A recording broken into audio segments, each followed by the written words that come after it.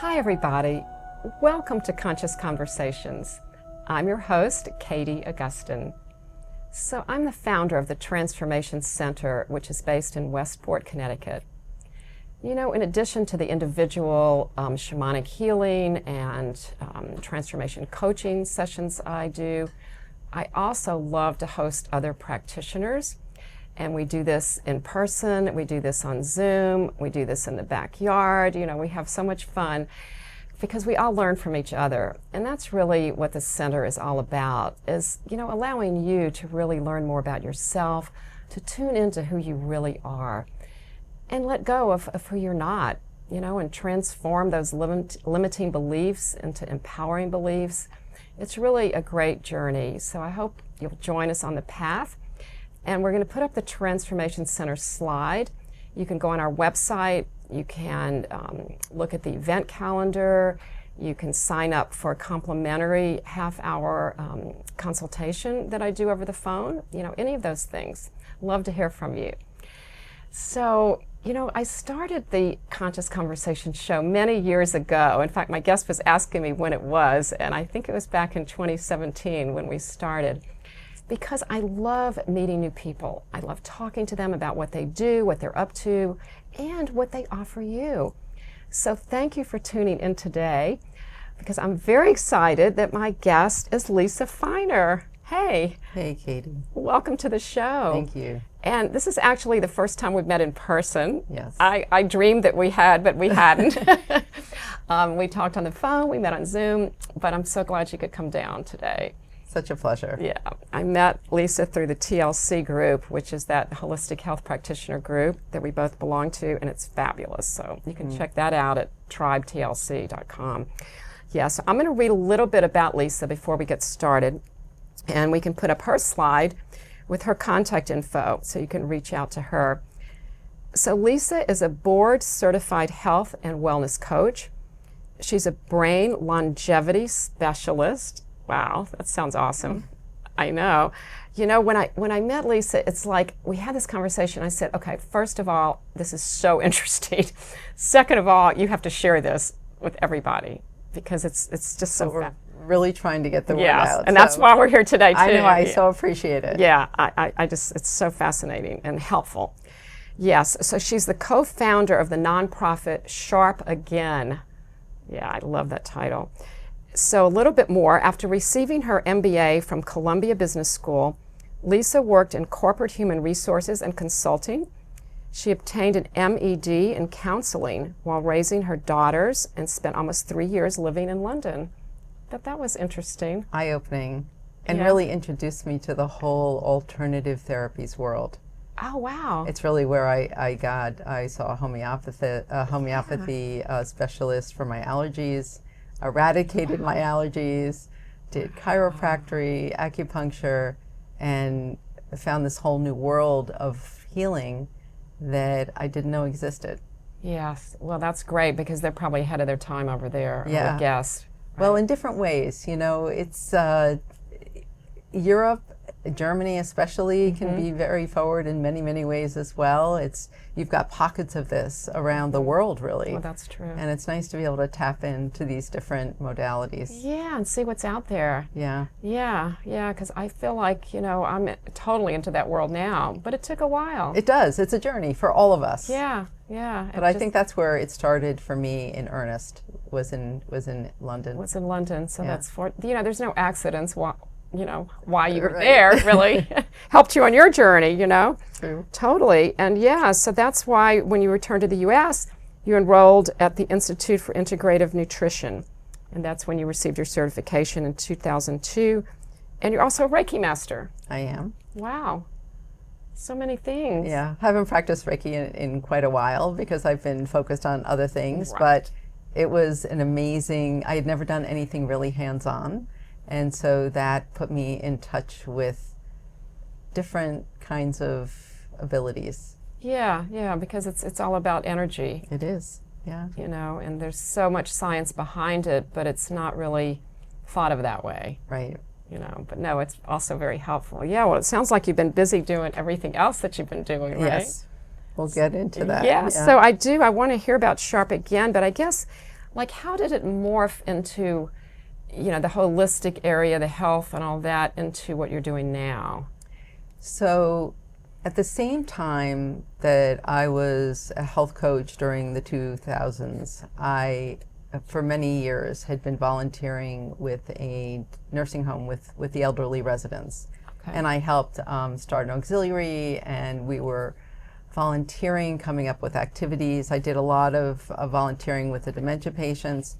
And then I went to a holistic networking meeting in 2011, and someone stood up and said, my mom was diagnosed in the early stages of Alzheimer's disease. I went online to try to find supplements or remedies, and I came across all these stories of people who had been diagnosed with Alzheimer's, somehow were able to pinpoint what some of the underlying problems were, and had doctors who were willing to work with them, and their cognition improved many times back to like baseline level.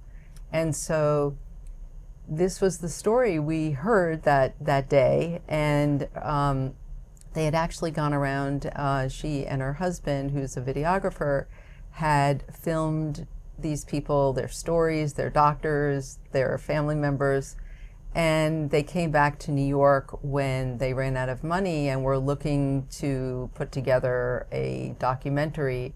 Several of us who heard this information went over, saw some of the footage, and decided to start a nonprofit to let people know that there are underlying causes of memory loss that maybe no one was aware of, and that they could be treated in some way. And then over the course of the last 12 years that Sharp Again's been in existence, we've done a lot of education. We've added so many more causes to the list, and we're in a very different place in terms of what people are even neurologists, they're starting to open their eyes to the fact that, yes, lifestyle changes can make a big difference to people's cognitive health. And we continue to learn a lot. Each and every day, I feel like there's new research coming out. Oh, yes. It seems like it. Every time I pick up any publication or look online, there's something new, which is exciting. It is. Yeah. I mean, the world has really changed in the 12 years that we've been in existence. I mean, when we first started, people thought we were a little crazy to even suggest that memory loss could be reversed. But today, at least in certain minds, functional medicine, integrative, people who understand how to treat some of the underlying causes, which we'll talk about, we see it every day that people's memories can improve, their cognition can improve. So it's so fulfilling to be doing this work. So that must be why you do it. Yes. Yeah. That's, I think, a lot of practitioners, we have that in common. That's true. Yeah. So you started working with the elderly, and then you just gradually realized that this was possible. Yes. When we saw that footage, we heard that, there were people people had written stories. Actually, there were books out there, self-published books, by people who wanted to share their stories. They weren't, so these are not formal studies per se, right? These are people telling their own journeys, their own histories of what happened. More anecdotal, but about themselves. Right, but the results were very real. And I think that's, so often, we're very conservative in this country in terms of the way we do scientific research, and things have to be very precise. But there, in every indigenous culture in the world, there are medicine people, there's this lore, there are these remedies that are used over hundreds, if not thousands of years, that are, well used. They work. They work. They're effective. We may not have done the research to prove them yet. It's just like something like turmeric and curcumin, right?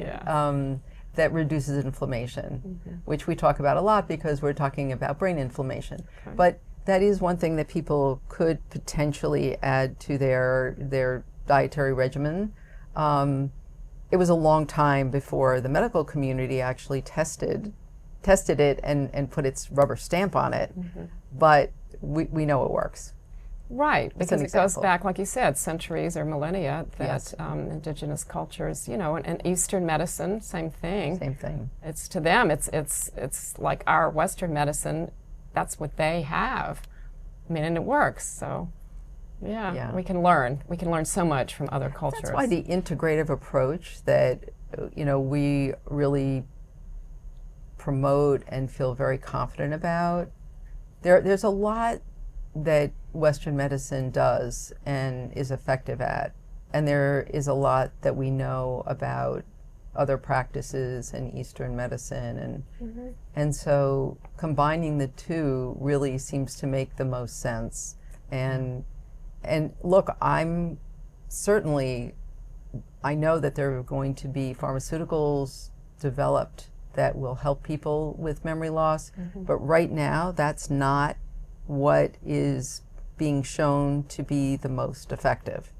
There are many other things that we know are helping people. Right. So for now, you focus on that. Yes. Yeah. All right.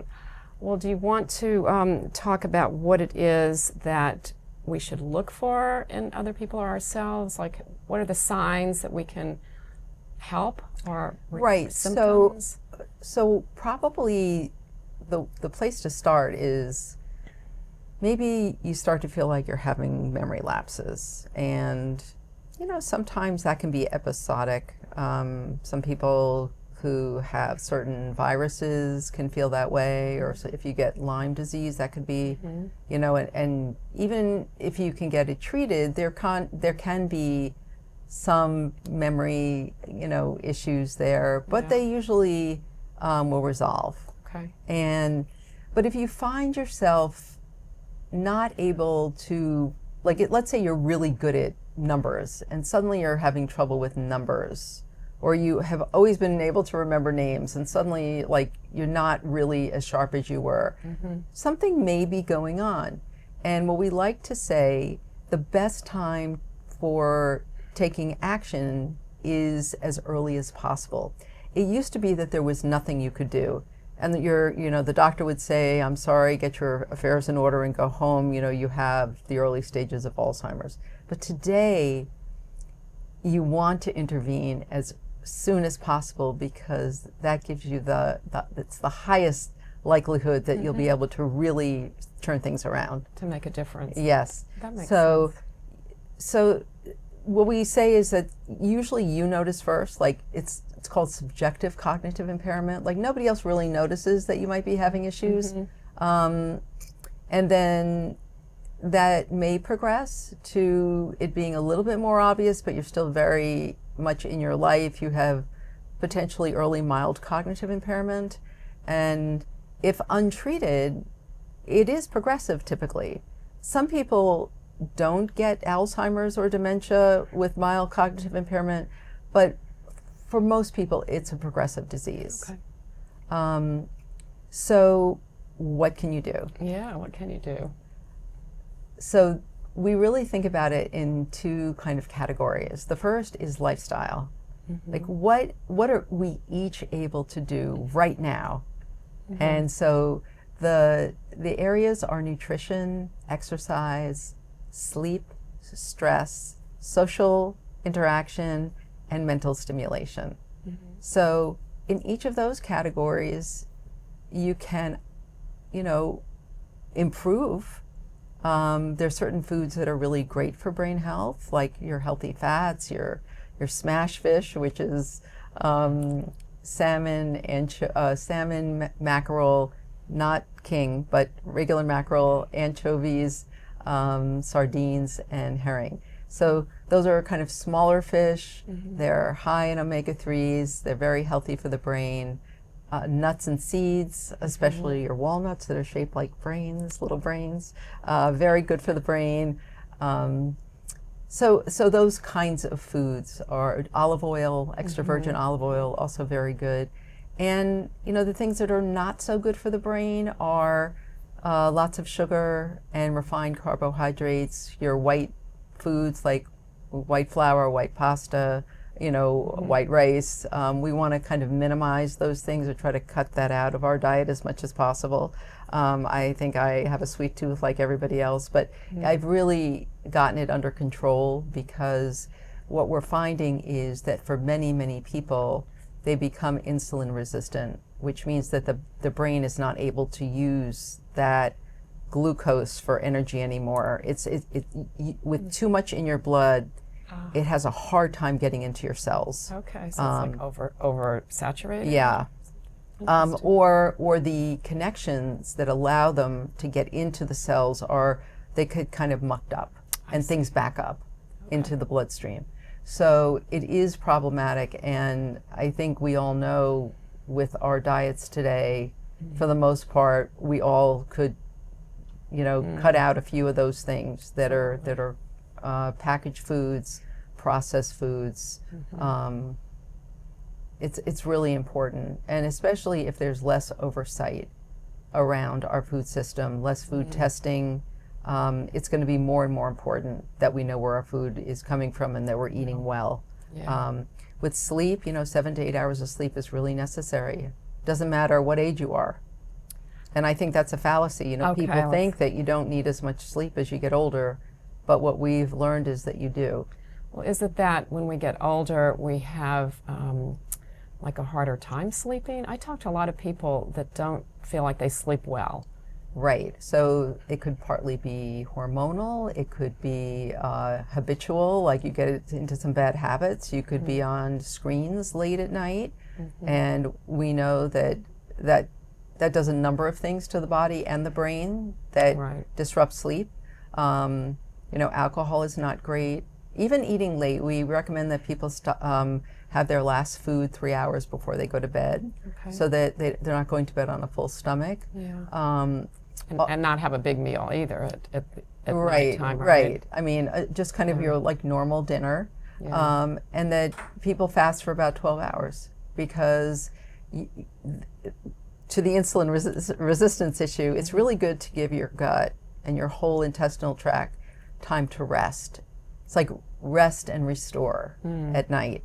The other thing that happens during sleep is that your brain sloughs off all of the toxins and plaques that have accumulated during the day, dead cells. That all gets carried away through the lymphatic system. So you need deep sleep for that to happen.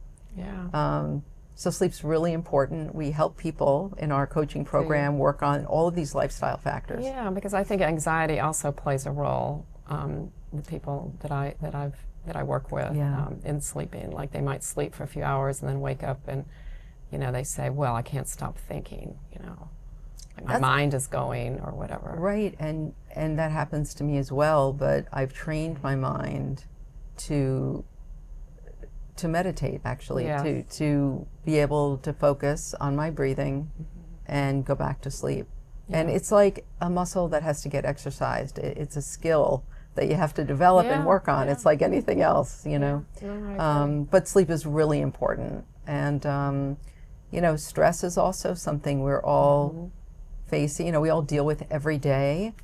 Some stress, it's very, you know, motivational and helpful, but too much stress on an ongoing basis produces a lot of cortisol. It's not healthy for the brain or the body. Yeah, and I think there's a lot of low-level stress going on right now. That's what I've seen. Because, you know, I don't really experience a lot of stress myself, but I realized a few weeks ago that I was a little bit in denial about it, you know, because of the environment, you know, what's going on in the world right now and all of that. Even though I don't watch the news, I don't really let that, you know, bother me so much. But it's always there. It's like it's the energy out there. You know, we're picking up energy all the time from whether we realize it or not. It's true, but you said something really important, which is that you don't watch the news. And I think that is a really good strategy. You know, maybe 20 years ago, Andrew Weil, the doctor who kind of gave birth to this whole functional medicine movement, integrative medicine, he believed in news fasts, for 28 to 48 hours, not Really? to listen to the news and just to be more conscious, live in the moment, pay attention to your own self-care. Right. And I think that's good for all of us. That's true. Yeah, and I feel like I'm pretty much, I'm very good at self-care. Good. Well, you just have to make it a priority and realize that it's not selfish. Right. Yes. Because, the old saying, if we don't take care of ourselves, we can't take care of others, right? It's true. It's true. So it's good that you stress that. And then, there's this whole other category of things that impact brain health that are more either subtle, we call them like trophic factors, like hormones that, can change during our lives, and we may need to get help from doctors. It's typically the gender hormones or thyroid, which can be either underactive or low level, or in the case of cortisol, we have too much. Yeah. And so you want to keep your hormone levels in balance and make sure those are getting checked. And then there are other things like heavy metals and toxins. I mean, toxins are a big, big problem today because most people aren't as aware of them in our environment, and yet they're ubiquitous, they're everywhere. Right. And you get a new car, you get new furniture, and everything's off-gassing, and there are chemicals that were used in the process, or there are chemicals in our food, there are air pollution. So we're not going to get rid of those things, but we can mitigate the effects of them. I mean, even like using a water filter, making sure no matter how good your city water is, we always recommend that people use a water filter. Yeah. It's just helpful to, you're drinking water hopefully every day, quite a bit of it, Yes. which is good.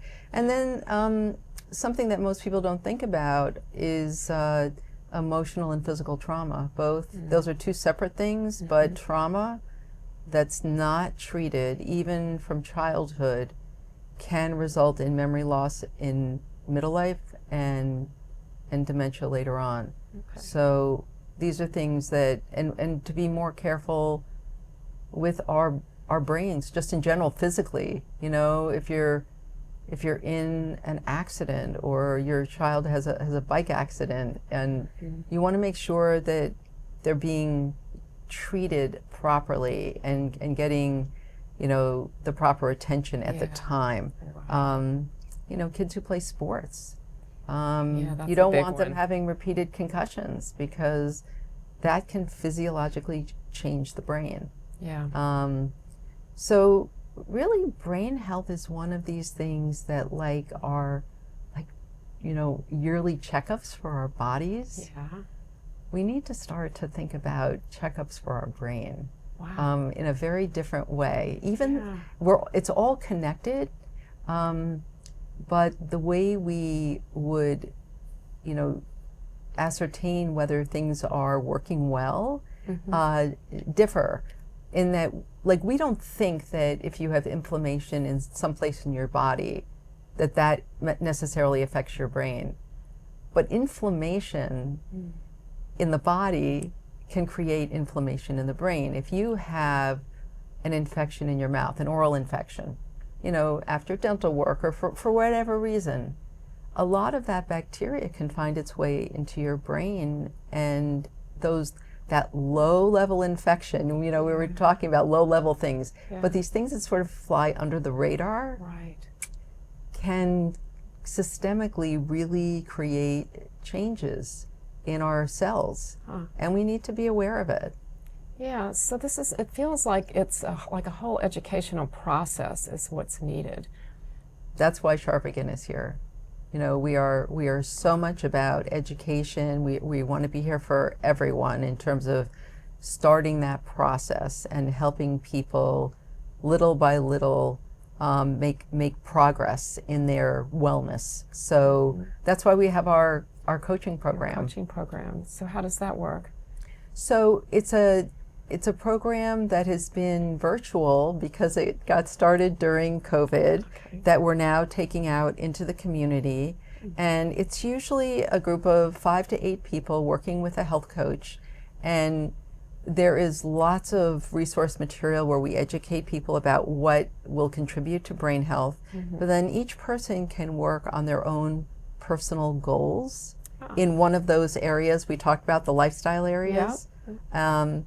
And receive support from the coach, from the group. And it's amazing how small changes that become part of your lifestyle, you can make one a month. After a year, you've made incredible progress. And you will look better, you will feel better, your body will hopefully be less achy, and you'll just be more in your life, really enjoying your life more. That's the goal. Well, that's the ticket, Yeah. To me, it's like, well, longevity is great, but really only if you have health to go with it. Right. We call that the health span versus the lifespan. Okay. And you want your health span to be as close to your lifespan as possible, that you are staying healthy and able to do all the things that you love to do for as long as you can. Yeah. That's the goal. That's a really good way of saying it. Do you have like a little booklet that you wanted to show? Yes. So on our website, we put together a 20-page synopsis of some of the things that we're talking about today. It's called Roadmap to a Sharper Mind. This is what it looks like. And you can download it by just giving your email address.